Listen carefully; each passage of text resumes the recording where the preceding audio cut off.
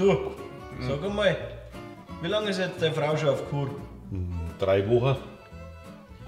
Aber du kommst zurecht, oder? Ja, logisch. Überhaupt kein Problem. Schaffe ja alles allein. Einkaufen, kochen. Also, kein Problem nicht. Na, wieso? Nein, ich meine ja gerade, weil deine Hosen fettig ausschauen. Ja, weil wir kein Shampoo mehr daheim haben. Ja, weil ich mir denke, du gehst selber einkaufen. Shampoo haben sie in der Beiwahr nicht. Mit dem Kochen haut es auch nicht so ganz hin, oder? Hä?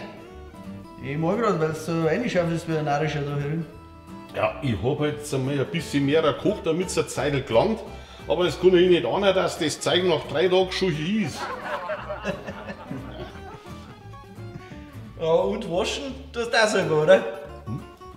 Sieht man das? Kaum. Ja?